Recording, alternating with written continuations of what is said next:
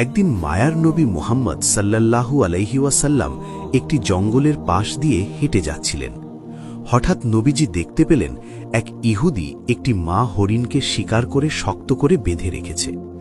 দয়ার নবীকে দেখা মাত্রই হরিণটি রোনাজারি শুরু করল এবং মানুষের ভাষায় বলে উঠল, ইয়া রাসূলাল্লাহ, ইয়া হাবিব আল্লাহ, আজ সকালে আমি আমার বাচ্চাদের বাসায় রেখে খাবারের সন্ধানে বের হয়েছিলাম।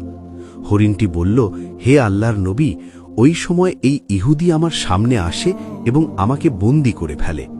সকাল থেকে আমি এখানে বন্দী। ইয়া রাসূলাল্লাহ, আমার ছোট ছোট দুধের বাচ্চা আছে, তারা আজ সারাদিন কিছুই খায়নি।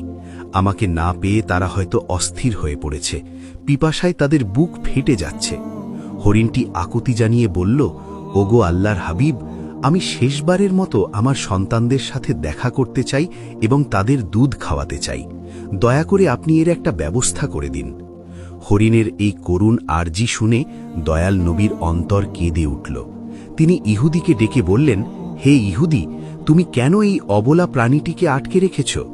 ইহুদি উত্তর দিল, আমি একে শিকার করেছি, আর বনের প্রাণী শিকার করা তো আমার অধিকার, তাই আমি একে ছাড়ব না। নবীজি বললেন, তুমি কি দেখতে পাচ্ছ না এটি একটি মা হরিণ? এর স্তন দুধে পরিপূর্ণ, এর বাচ্চারা না খেয়ে কষ্ট পাচ্ছে, তুমি একে একবার সুযোগ দাও। ইহুদি অবজ্ঞার সাথে বলল, আমি এত কষ্ট করে ধরলাম আর আপনার কথাই ছেড়ে দেব?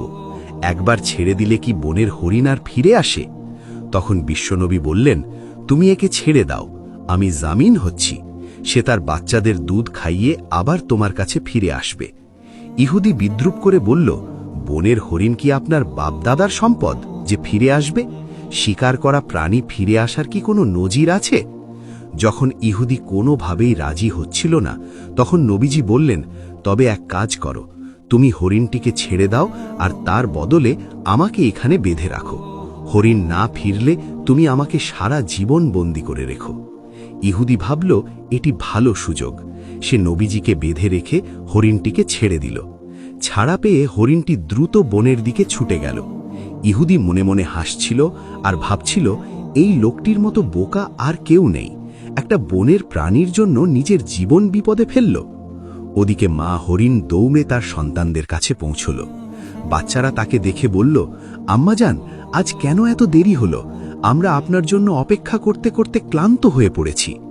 মা হরিণ চোখের পানি ছেড়ে বলল, ওরে আমার কলিজার টুকরা সন্তানরা, তোমরা তাড়াতাড়ি শেষবারের মতো আমার দুধ পান করে নাও, কারণ হয়তো তোমাদের সাথে আর কোনো দিন দেখা হবে না। বাচ্চারা অবাক হয়ে কারণ জানতে চাইলে মা হরিণ পুরো ঘটনা খুলে বলল। সে বলল, মায়ার নবী মুহাম্মদ সাল্লাল্লাহু আলাইহি ওয়াসাল্লাম নিজের জীবন বন্ধক রেখে আমাকে তোমাদের কাছে পাঠিয়েছেন।